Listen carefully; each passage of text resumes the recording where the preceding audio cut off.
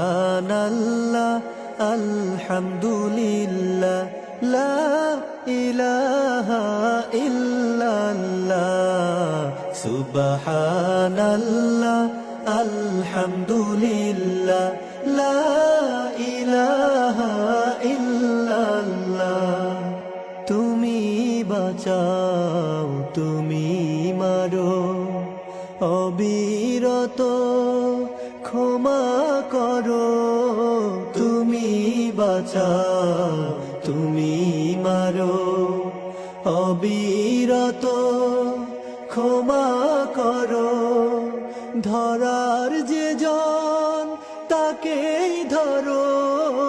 ধরার যে জন তাকেই ধরো